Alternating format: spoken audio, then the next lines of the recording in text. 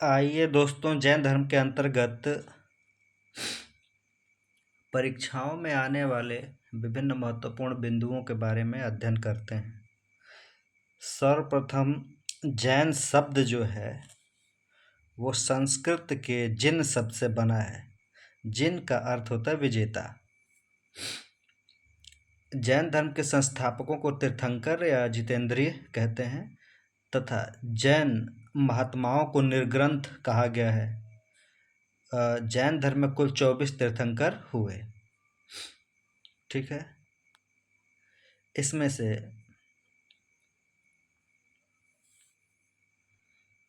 जो पहले तीर्थंकर हैं वो ऋषभदेव हैं, दूसरे अजितनाथ, तीसरे संभवनाथ, इसी क्रम में अभिनंदन, सुमितनाथ, पद्मप्रभ, सुपार्श्वनाथ, चंद्रप्रभ, पुष्पदंत, शीतलनाथ।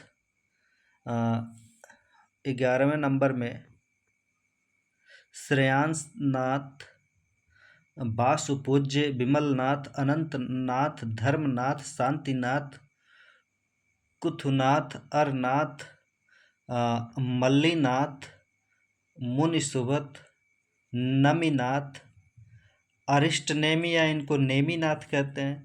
फिर 23वें पार्श्वनाथ, 24वें महावीर स्वामी। अब इन 24 तीर्थंकरों में जो परीक्षाओं में जो महत्वपूर्ण है, जिनके प्रतीक चिन्ह आते हैं, तो जैसे ऋषभदेव के बैल, ऋषभदेव को आदिनाथ भी कहा गया है या वृषभदेव भी कहा गया है, तो इनके प्रतीक चिन्ह बैल, अजीतनाथ के हाथी और संभवनाथ के अश्व।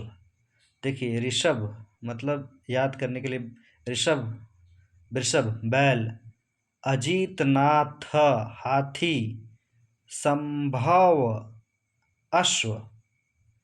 उसके बाद पद्मप्रभ, पद्मप्रभ तो कमल, सुपार्श्वनाथ स्वास्तिक, मल्लीनाथ का है कलश और नमीनाथ का है नीलकमल, अरिष्टनेमी या नेमीनाथ का चिन्ह जो है वो शंख है, पार्श्वनाथ जो 23वें तीर्थंकर है उनका सर्प है और महावीर स्वामी का सिंह है। यह परीक्षाओं में पूछा जाता है। पुनः जो है आएगा कि किन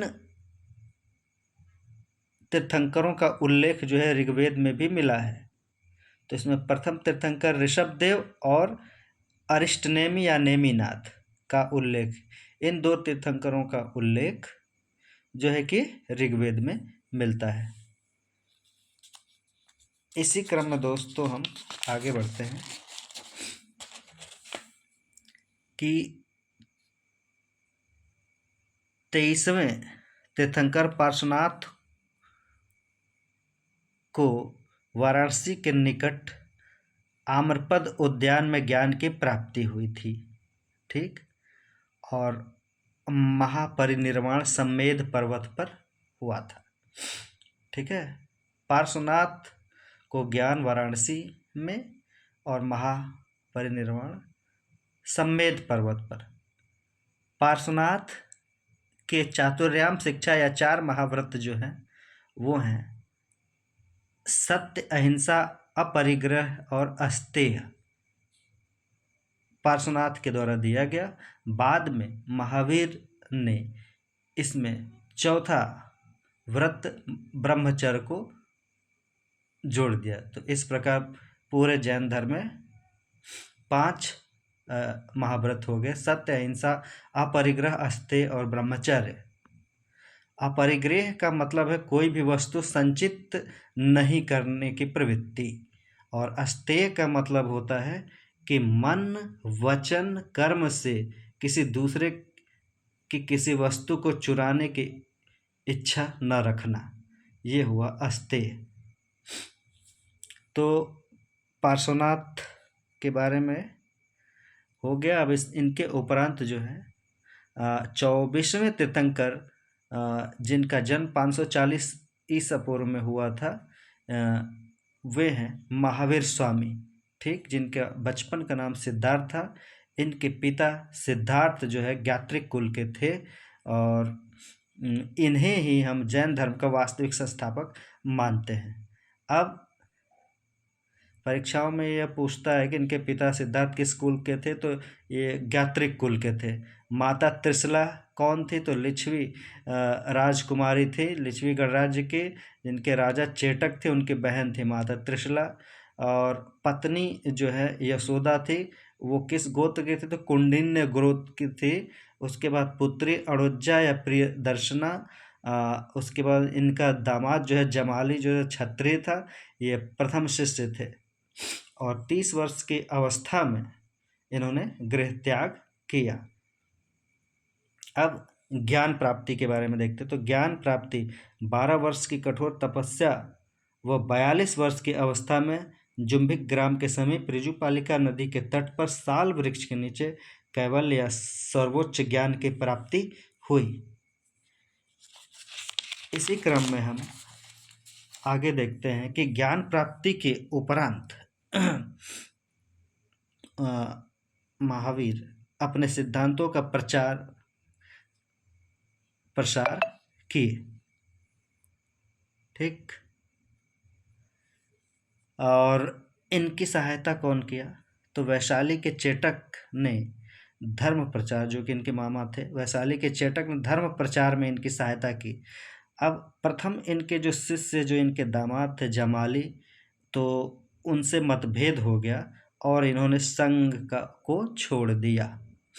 ठीक, तो ये प्रथम विद्रोही जो थे महावीर के, वो जमाली, और दूसरे विद्रोही तिसगुप्त थे। जमाली ने क्यों छोड़ा, तो क्रियमाणकृत सिद्धांत के चलते। ठीक, मतलब कार्य करते ही पूर्ण हो जाए, ऐसी बात थी। तो जिसके चलते महावीर और उनके शिष्य में विद्रोह या मतभेद हो गया। तो इन्होंने फिर जो जमाली नया सिद्धांत बनाया, वो बहुरतवाद प्रतिपादित किया। इसका मतलब है कार्य पूर्ण होने पर ही पूर्ण माना जाए। ठीक, तो इस प्रकार हम देखते हैं कि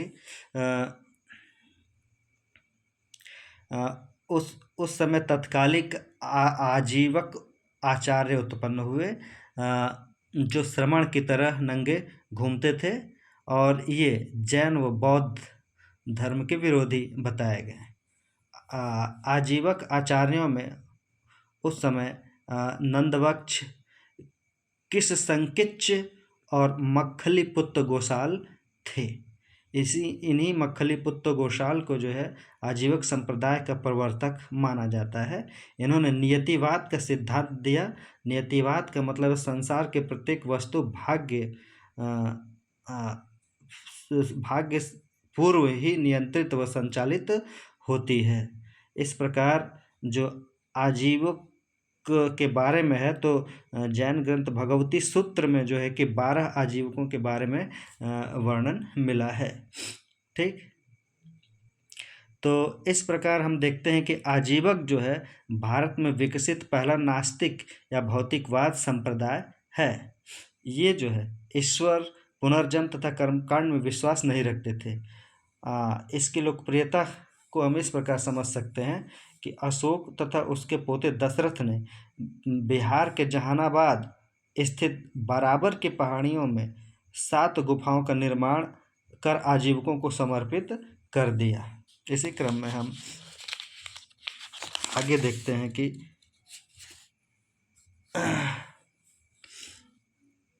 बौद्ध साहित्य में महावीर को निगंठनाथ पुत्र कहा गया है। आचारांग सूत्र ग्रंथ जो है जैन धर्म से संबंधित है, में महावीर की तपस्या का वर्णन मिलता है आचारांग सूत्र में। और जैन दर्शन के अनुसार संसार 6 द्रव्यों से बना है। ठीक, जैन दर्शन के अनुसार संसार 6 द्रव्यों से बना है। तो वे द्रव्य हैं जीव, उसके बाद पुद्गल जो भी भौतिक तत्व हैं, धर्म, आकाश और काल। जैन धर्म के त्रिरत्न कौन से हैं, तो ये हैं सम्यक श्रद्धा, सम्यक ज्ञान और सम्यक जागरण, ठीक, सम्यक श्रद्धा, सम्यक ज्ञान और सम्यक आचरण, यही मोक्ष के साधन हैं।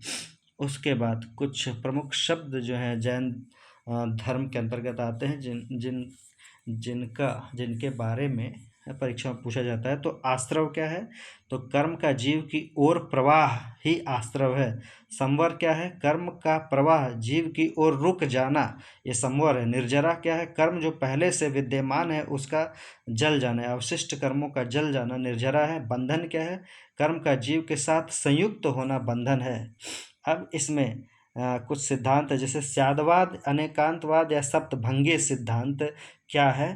तो इसे जो है हम ज्ञान के सापेक्षता का सिद्धांत कहते हैं, ठीक। महावीर ने अपने जीवन काल में एक संघ की स्थापना की, जिसमें 11 प्रमुख अनुयायी थे, जिन्हें गणधर या गंधर्व कहते थे। गंधर्व का मतलब विद्यालय के प्रमुख।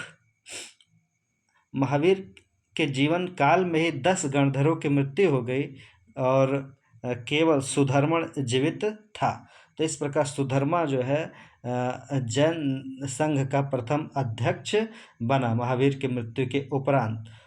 उसके उपरांत जो है दूसरे नंबर पे जम्बू बने और अंतिम नंद राजा के समय संभूति विजय तथा भद्रबाहु अध्यक्ष बने।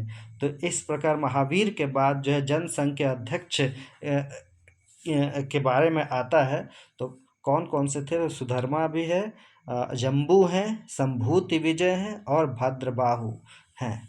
इसी क्रम में हम आगे बढ़ते हैं कि जैन धर्म के प्रमुख विशेषताएं तो यही है कि उन्होंने देवताओं को, जैन धर्म के अनुयायियों ने देवता को माना, लेकिन इनका स्थान जिन्न से नीचे माना। संसार की वास्तविकता को स्वीकार किया, परंतु सृष्टिकर्ता के रूप में ईश्वर को नहीं माना। वर्ण व्यवस्था की इन लोगों ने निंदा की। पुनर्जन्म तथा कर्मवाद में विश्वास था और अहिंसा पर विशेष बल था।